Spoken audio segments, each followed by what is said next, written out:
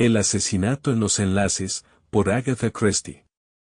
Capítulo 15, 16 and 17.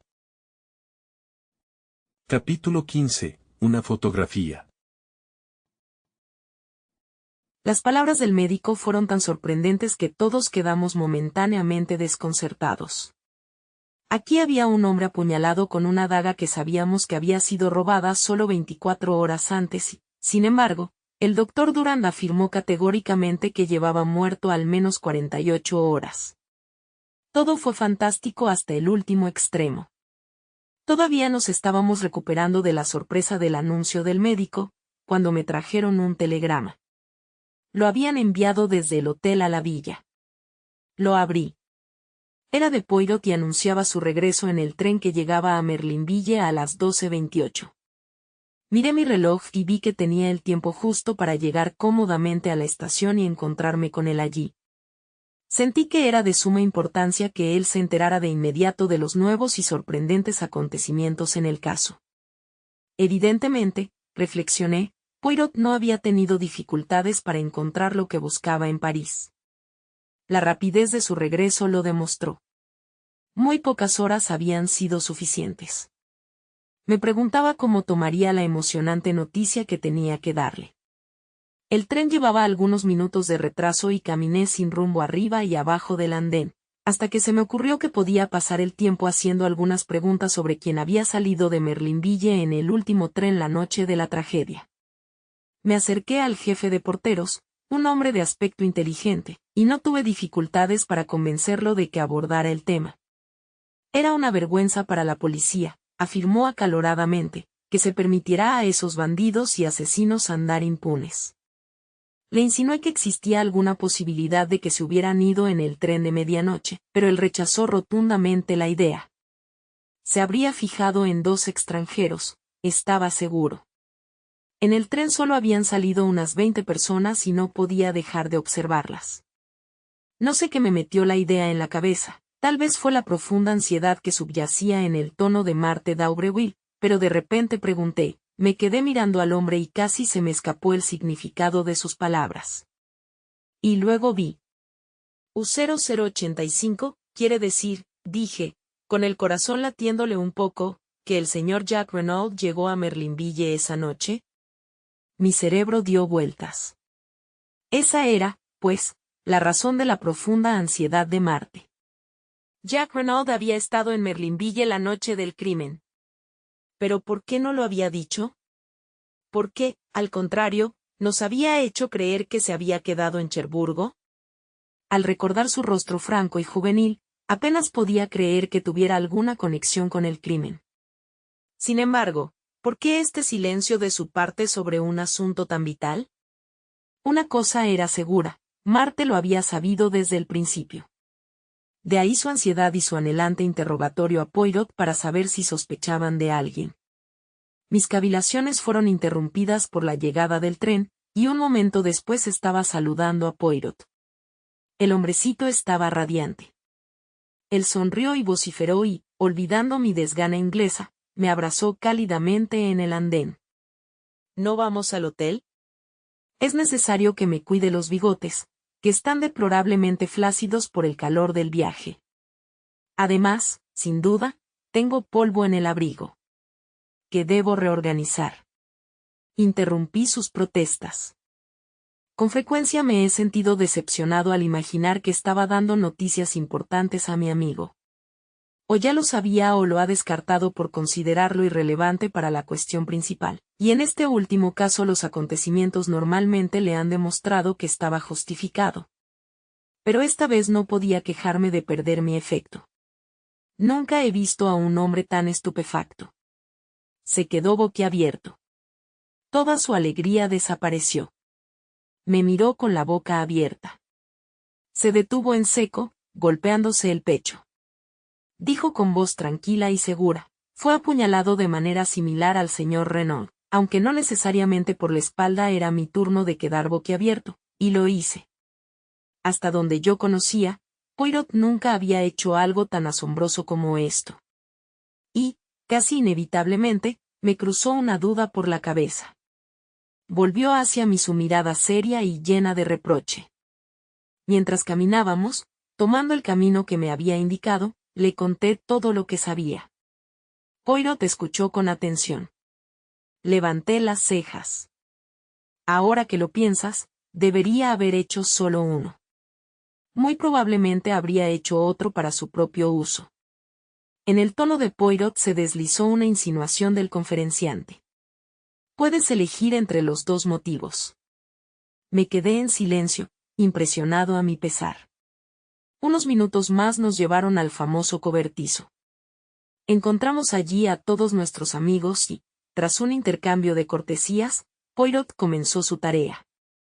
Después de haber visto trabajar a Giraud, sentí un gran interés. Poirot no echó más que una rápida mirada a los alrededores. Lo único que examinó fue el abrigo y los pantalones andrajosos junto a la puerta. Una sonrisa desdeñosa apareció en los labios de Giraud y, como si lo notara, Poirot arrojó el paquete de nuevo. Preguntó. Poirot se arrodilló junto al cadáver. Sus dedos eran rápidos pero metódicos. Examinó la textura de la ropa y se convenció de que no tenía marcas. Las botas las sometió a un cuidado especial, también las uñas sucias y rotas. Mientras examinaba a este último, lanzó una rápida pregunta a Giraud. Su rostro permaneció inescrutable. De pronto Poirot se puso rígido. El médico se adelantó. Poirot volvió a lanzar una pregunta a Giraud. El otro no respondió. Poirot prosiguió. La daga había sido retirada de la herida. Yacía en un frasco de vidrio al lado del cuerpo. Poirot la examinó y luego estudió la herida con atención. Cuando levantó la vista, sus ojos estaban emocionados y brillaban con la luz verde que yo conocía tan bien. Y, acallando con un gesto de la mano el clamor de voces que se alzaban, Poirot se volvió hacia Giraud y añadió, «El señor Giraud está de acuerdo conmigo, ¿no es así, señor?» Cualquiera que fuera la verdadera creencia de Giraud, aceptó el puesto sin mover un músculo. Con calma y casi con desdén respondió, el murmullo de sorpresa e interés estalló de nuevo. Exclamó el señor Autet. El señor Bex había estado pensando. Esta declaración de Poirot volvió a despertar considerable entusiasmo. El doctor Durand se arrodilló de nuevo y le hizo un examen minucioso. Por fin se puso de pie. Señor Poirot, me inclino a creer que tiene usted razón en su afirmación. Al principio me engañaron. El hecho indiscutible de que el hombre había sido apuñalado distrajo mi atención de cualquier otra indicación. Poirot fue el héroe del momento. El juez de instrucción prorrumpió en elogios. Poirot respondió elegantemente y luego se disculpó con el pretexto de que ni él ni yo habíamos almorzado aún y que deseaba reparar los estragos del viaje. Cuando estábamos a punto de salir del cobertizo, Giraud se acercó a nosotros.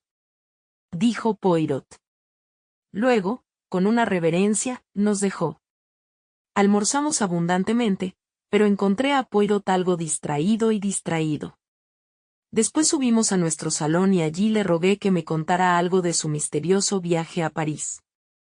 Sacó del bolsillo un pequeño recorte de periódico descolorido.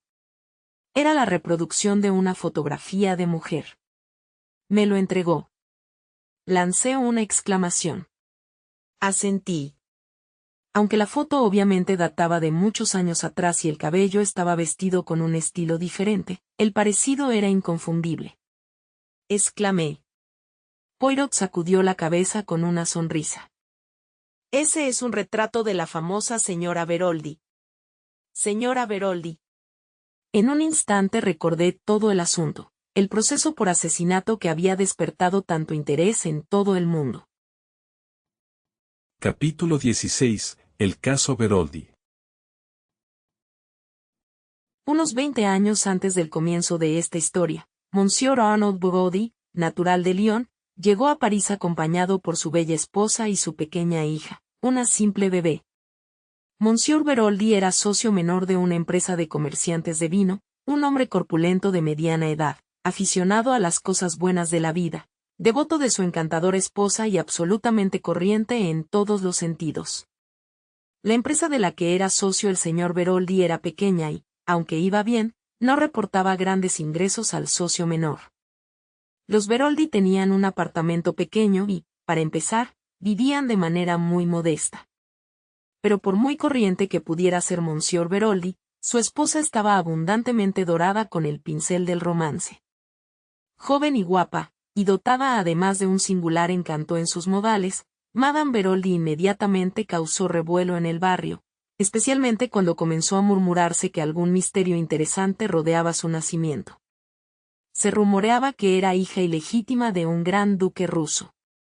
Otros afirmaron que se trataba de un archiduque de Austria y que la unión era legal, aunque morganática. Pero todas las historias coincidían en un punto: Jean Beroldi era el centro de un misterio interesante. Interrogada por los curiosos, la señora Beroldi no desmintió estos rumores. Por otra parte, dejó claro que, aunque con sus amigos íntimos se desahogó aún más, habló de intrigas políticas, también se habló mucho de que las joyas de la corona se venderían en secreto, siendo ella misma la intermediaria. Entre los amigos y conocidos de los Beroldi se encontraba un joven abogado, Georges Conneau. Pronto se hizo evidente que la fascinante Jean había esclavizado por completo su corazón. La señora Beroldi animó discretamente al joven, pero cuidando siempre de afirmar su total devoción hacia su marido de mediana edad.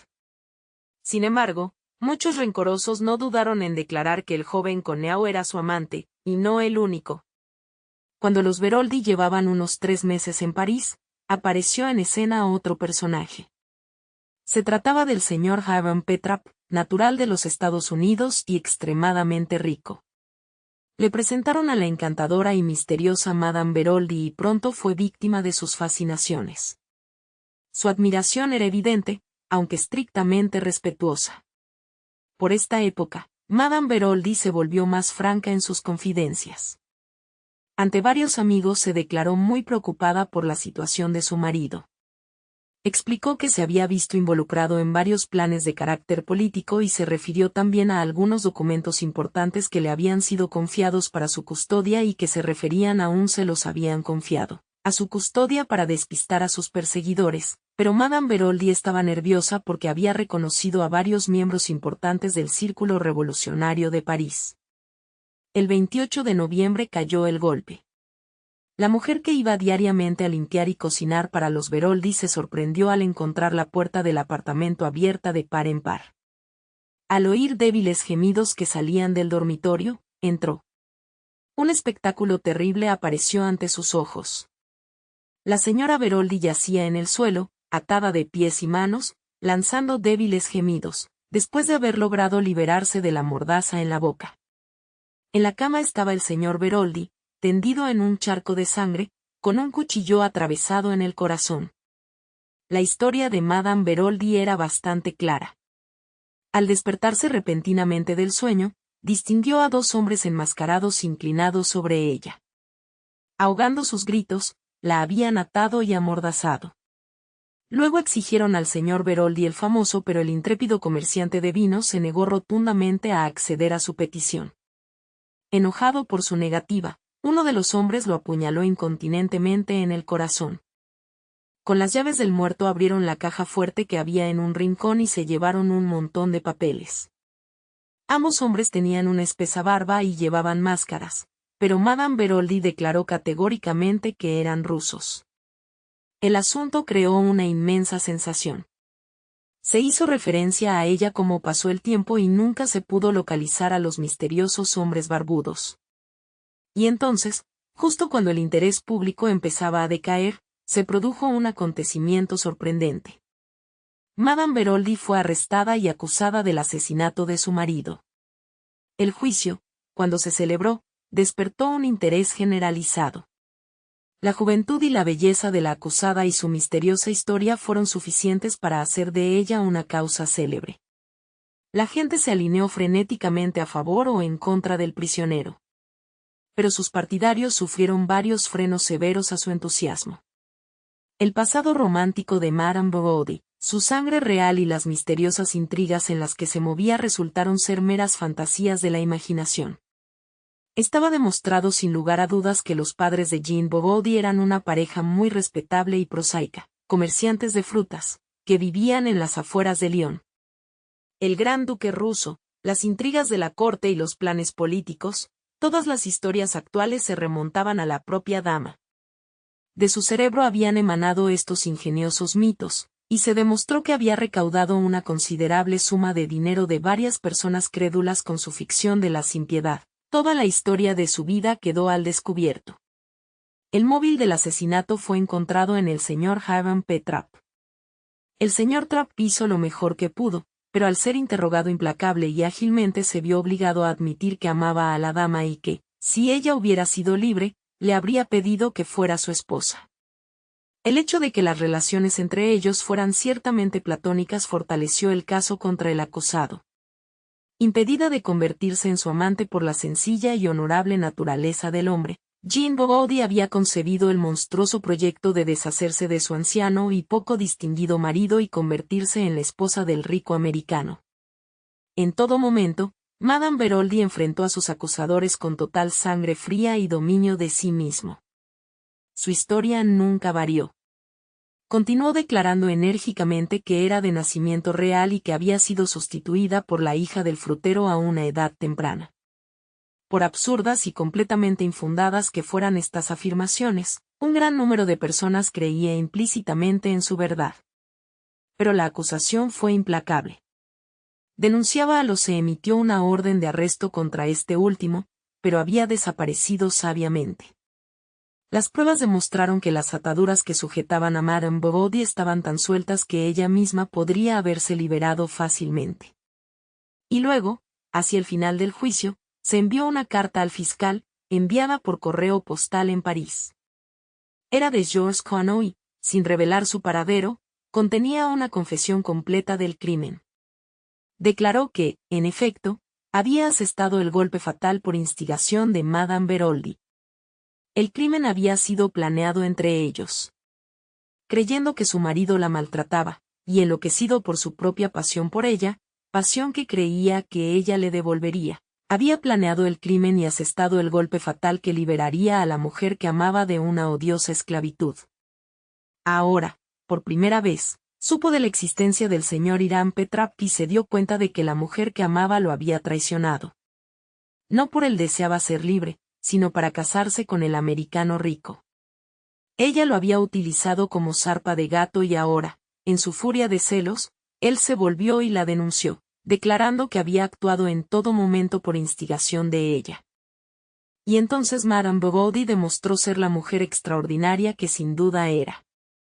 Sin dudarlo, abandonó su defensa anterior y admitió que el verdadero asesino fue George Connell. Enloquecido por la pasión, había cometido el crimen, jurando que si ella no guardaba silencio, le ejecutaría una terrible venganza. Aterrada por sus amenazas, ella había accedido, temiendo también que si decía la verdad la acusarían de complicidad en el crimen. Pero ella se había negado rotundamente a tener nada más que ver con el asesino de su marido, y fue en venganza por esta actitud de su parte que él le escribió esta carta acosándola. Juró solemnemente que no había tenido nada que ver con la planificación del crimen, que se había despertado esa noche memorable para encontrar a George Connell de pie junto a ella, con el cuchillo manchado de sangre en la mano. Fue un asunto de toque y listo. La historia de Madame Bobody era poco creíble. Pero esta mujer, cuyos cuentos de hadas sobre intrigas reales habían sido tan fácilmente aceptados, tenía el arte supremo de hacerse creer. Su discurso ante el jurado fue una obra maestra. Con las lágrimas corriendo por su rostro, habló de su hijo, del honor de su mujer, de su deseo de mantener su reputación intacta por el bien del niño. Admitió que, habiendo sido su amante George Connell, tal vez se la podría considerar moralmente responsable del crimen, pero, ante Dios, nada más. Sabía que había cometido un grave error al no denunciar a Connell ante la ley, pero declaró con voz entrecortada que eso era algo que ninguna mujer podría haber hecho. U0085, ella lo había amado. ¿Podría dejar que fuera su mano la que lo enviara a la guillotina? Había sido culpable de mucho, pero era inocente del terrible crimen que se le imputaba. Sea como fuere, su elocuencia y personalidad triunfaron. Madame Beroldi, en medio de una escena de excitación sin igual, fue absuelta. A pesar de los grandes esfuerzos de la policía, nunca se pudo localizar a George Connell. En cuanto a la señora Beroldi, no se supo más de ella. Llevándose al niño consigo, abandonó París para empezar una nueva vida. Capítulo 17. Continuamos investigando. He expuesto el caso Beroldi en su totalidad. Por supuesto, no todos los detalles se presentaron a mi memoria tal como los he contado aquí. Sin embargo, recordé el caso con bastante precisión. Había despertado mucho interés en su momento y los periódicos ingleses lo habían informado exhaustivamente, de modo que no fue necesario un gran esfuerzo de memoria de mi parte para recordar los detalles más destacados. Solo por el momento, en mi excitación, pareció aclarar todo el asunto. Admito que soy impulsivo y Poirot deplora mi costumbre de sacar conclusiones precipitadas, pero creo que en este caso tenía alguna excusa. Me llamó la atención de inmediato la forma notable en que este descubrimiento justificaba el punto de vista de Poirot. Me sentí un poco molesto. Poirot encendió uno de sus pequeños cigarrillos con su precisión habitual. Luego miró hacia arriba. Pues que fue Madame d'Aubreville, Beroldi, quien asesinó al señor Renaud. La similitud de los dos casos lo demuestra sin lugar a dudas. ¿Considera entonces que Madame Beroldi fue absuelta injustamente? ¿Que en realidad fue culpable de connivencia en el asesinato de su marido? Abrí mucho los ojos. Poirot caminó hasta el final de la habitación, distraídamente enderezó una silla y luego dijo pensativamente. Poirot volvió a sentarse y me miró con aire pensativo más marcado que nunca. ¿De modo que usted opina, Hastings, que Madame d'Aubreville asesinó al señor Renaud? Me lanzó la pregunta con tal rapidez que me quedé desconcertado. Tartamudeé. Poirot asintió con la cabeza. Considerada como amante o chantajista, ella puede perder. No se puede cometer un asesinato sin un motivo. El primer crimen fue diferente. Allí teníamos a un amante rico esperando para ponerse en el lugar de su marido. Puedo descartarlo aquí. ¿Un momento de ira? Poirot meneó la cabeza. Una actriz magnífica. Pero, vista desapasionadamente, su vida desmiente su apariencia. En todo momento, si la examinamos, había sido de sangre fría y calculadora en sus motivos y acciones. No fue para vincular su vida con la de su joven amante. Que ella conspiró en el asesinato de su marido. El estadounidense rico, por quien probablemente no le importaba un comino, era su objetivo. Si cometía un crimen, siempre lo haría para obtener ganancias. Además, ¿cómo se explica la excavación de la tumba? Eso fue obra de un hombre. Ha hablado de la similitud entre los dos crímenes. ¿Dónde reside eso, amigo mío? Lo miré asombrado.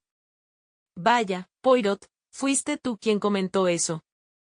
La historia de los enmascarados, él no repudió nada. La similitud de las dos historias vincula inevitablemente los dos casos. Pero reflexionemos ahora sobre algo muy curioso.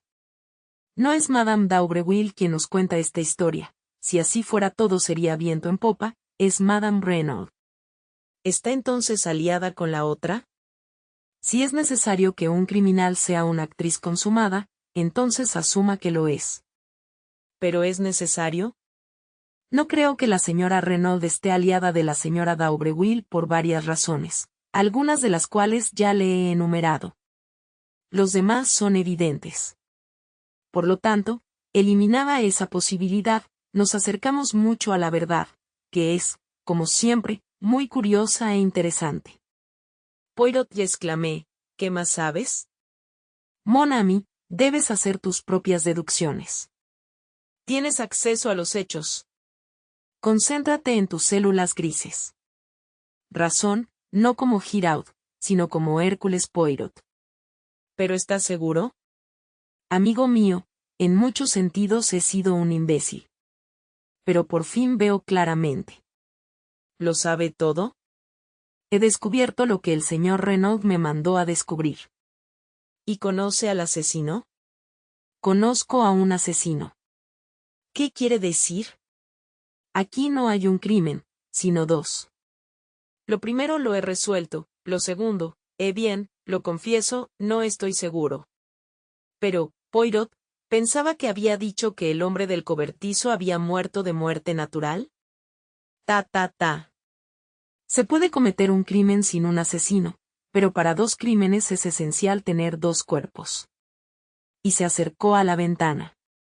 Jack Renaud. Envía una nota a la villa para pedirle que viniera aquí. Eso cambió el curso de mis ideas y le pregunté a Poirot si sabía que Jack Renaud había estado en Merlinville la noche del crimen.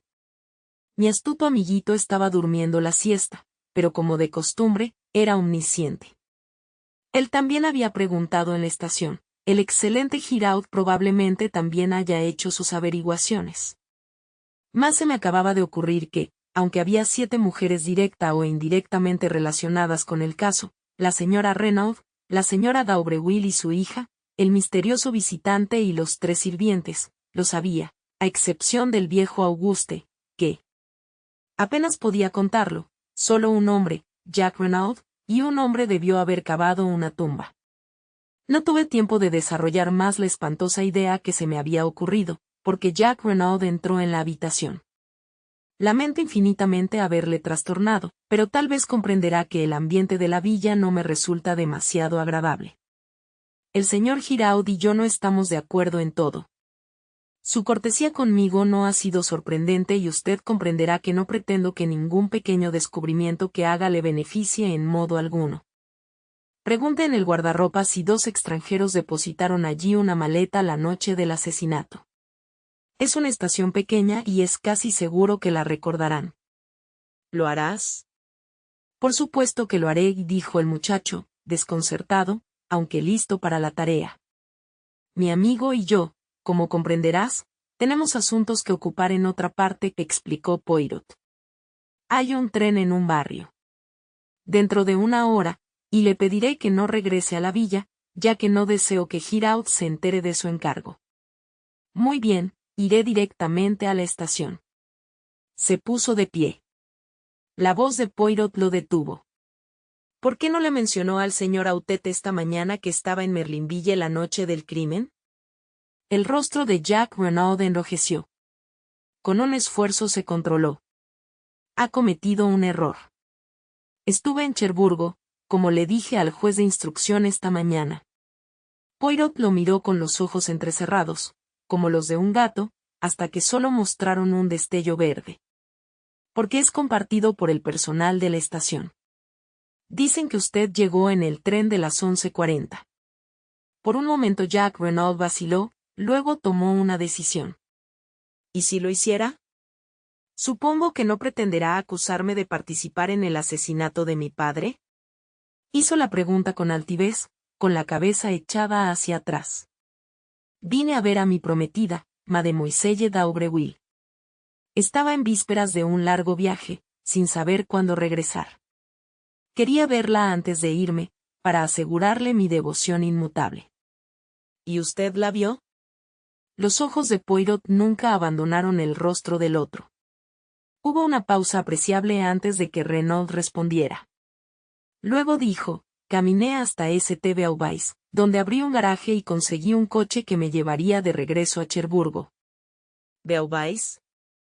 Esos son 15 kilómetros. Un largo paseo, señor Renaud. Yo, tenía ganas de caminar. Poirot inclinó la cabeza en señal de que aceptaba la explicación. Jack Renaud tomó su sombrero y su bastón y se fue. En un instante Poirot se puso de pie de un salto. Iremos tras él. Manteniendo una distancia discreta detrás de nuestra presa, lo seguimos por las calles de Merlinville. Pero cuando Poirot vio que tomaba el desvío hacia la estación, se contuvo. Todo está bien. Ha mordido el anzuelo. Irá a Balak y preguntará por la maleta mítica dejada por los extranjeros míticos. Sí, mon ami, todo eso fue una pequeña invención mía. Ahora, si hace el favor, Subiremos a Villa Genevieve.